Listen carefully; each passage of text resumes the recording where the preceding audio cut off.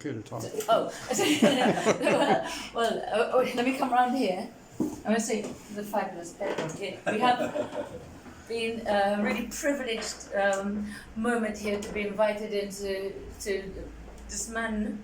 I would say you're the foremost expert I've ever really met. Who's really got into with the people of the creation of the mezcals, from the handiwork into the mezcals, and then here are some of your mezcals. And you started this one 12 years ago. Yeah, well, we started with the mezcaleria called Price Beer like around 11 years ago, and then it started growing, and then we decided that we still needed a place where we could put our whole attention to what we were drinking and talk about a little bit more. So we decided to open this other space, and it's been here for 7 years. So yeah. And tell us a little bit about the space. It's a very private space. So it's not really a bar. No. But it's a little tasting. It's we call it information and tasting room, and it's small because of that, because we don't want like these big crowds of people, because the attention it's diluted. So we rather be talking with few people, but very directly, and go deeply in what we want to talk about. Sometimes it has nothing to do with mezcales, but it gets really interesting, the conversations that are being held here. But yeah, this place for tasting a lot of stuff, and having conversation and sharing knowledge and perceptions. So yeah. Well, in a small amount of time today, I've learned a huge amount, because normally people associate mezcal with a lot of smoke, a lot of smokiness, and that's also puts people off mezcal. You can't taste the finer flavors.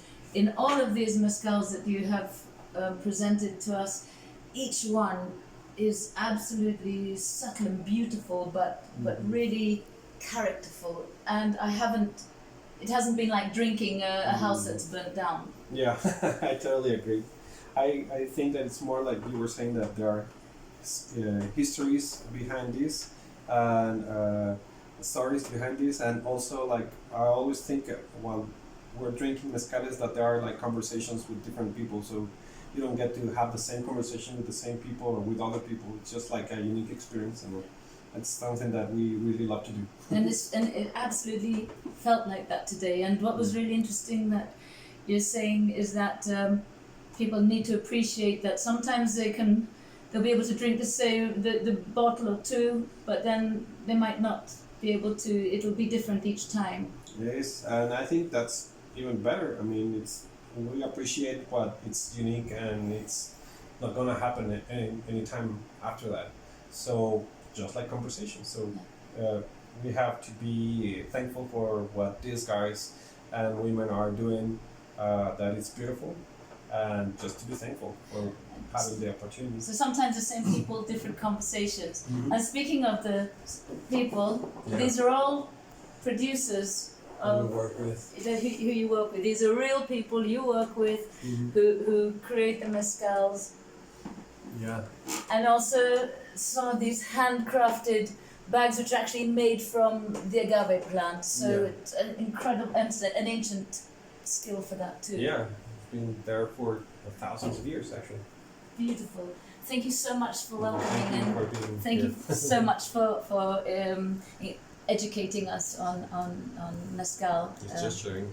I also learn from you guys. Well, these people are lucky to have you, and thank you very much. Look forward to the next time. Here. Thank you.